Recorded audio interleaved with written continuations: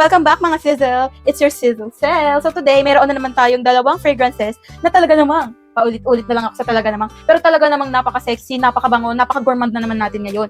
So itong mga fragrances na to is both from Latafas, as a Latafa girly, kasi masyado na akong fan ni Latafa dahil sa kanilang mga Arab fragrances. Pero well-deserved naman kasi talaga nila yung, yung recognition at saka yung dahil napakagaling nila gumawa ng mga mix. So without further ado, mag-start na tayo.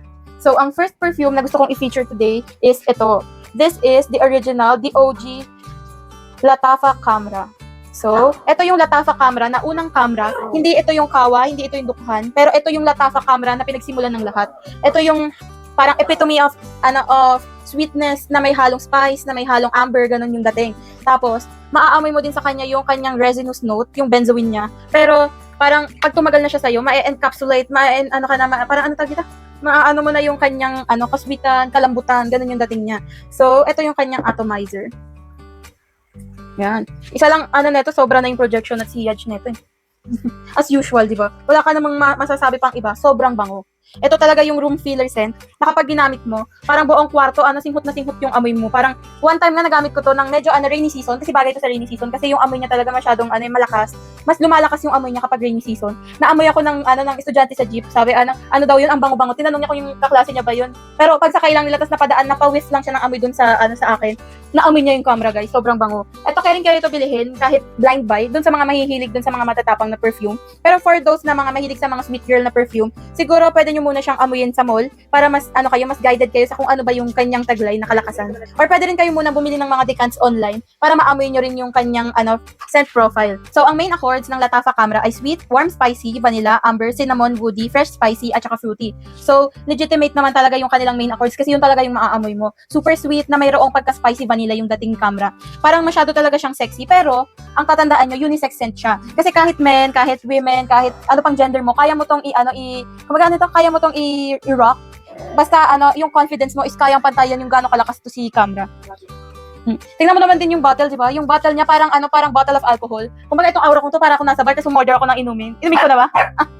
So, ang top notes niya ay cinnamon, nutmeg, bergamot. Tapos ang kanyang middle notes ay dates, praline, tuberose, and mahonial. Tapos ang kanyang base notes ay V as in victory. So, ang kanyang base notes ay vanilla, tongkabin, amberwood, myrrh, benzoin, and akigala wood. So that explains kung bakit siya woody, bakit siya sweet, at saka bakit siya spicy. Kasi mayroon siyang vanilla, mayroon siyang cinnamon, tapos mayroon siyang iba't ibang klase ng mga resinous substance and mga woody scents na talaga naman So ito, isa pa to sa mga siguro nasa number 1 seasonal fragrance ko. Kasi hindi ko siya gagamitin on hot weather. Kasi medyo parang baka sumakit yung ulo ng mga kasama ko or ng mga makakaano ko sa commute. Kasi commuter lang naman ang ate mo, wala naman tayong solong sasakyan.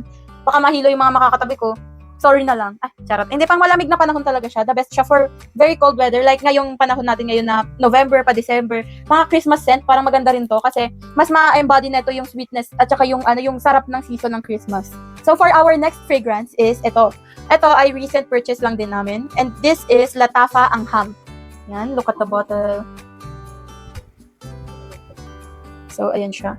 Mayroon siyang mga notes dyan sa dito sa kanyang gold na Tapos yung cup niya din is magnetic at saka ayan na yung ikot-ikot. Sobrang posh. Nung una hindi ko masyadong yung vibe ng bottle pag sa picture. Pero pagka nasa sayo na talaga, ang ganda. So ito yung kanyang atomizer dito naman sa kabilang braso. Ang ganda ng atomizer, napaka-smooth. Para ko sinapian. Sobrang bango. Alam niyo ba guys, may sasabihin ako sa inyo. Aaminin ko sa inyo, kaamoy to ni Athena. Kasi parehas silang inspired kay Burberry Goddess. Parehas sila nung mayroon ng tamis, nung lambing, yung perfect combination of vanilla na mayroong kaunting spice, na mayroong kaunting fruity something na smooth naman talaga. Ang kaibahan lang nito sa aking pang-amoy at saka sa pang-amoy ng aking mama, mayroon tong coconut. Yung coconut note niya, hindi naman din siya overpowering. Kasi si Latafa talaga, mayroon talaga siyang signature na parang mayroong coconut na na amoy. Kahit wala naman talagang coconut yung kanyang base notes or yung kanyang notes. Meron talaga siyang signature scent na parang makakaling tulad mo sa coconut oil, ganun sa mga anything na amoy coconut. Tapos, eto naman, hindi siya overpowering doon. Meron pa rin siyang yung kanyang identity na pagiging vanilla. Pagiging parang yung sultry vanilla is kuhang-kuha kasi talaga din na ito. Ang sexy, ang nung pagkamatamis. Hindi siya juvenile na klase ng tamis, pero parang all genders, all ages din, kaya din tong i-rock. Basta meron kang confidence at saka malamig yung panahon din. Kasi baka nga masyadong mahilo sa gourmand scents yung mga makakasama natin sa commute. So, medyo stay away from gourmand kapag medyo mainit. Dapat mayroon kang fruity floral scents for the summer or for the mainit na season, ganon. Yung i-share ko sa inyo next time, yung mga fruity florals and fresh ni Latafa na talaga naman din. Kahit pa mainit, kayang-kayang i-take at saka kumbaga bagay na bagay sa weather.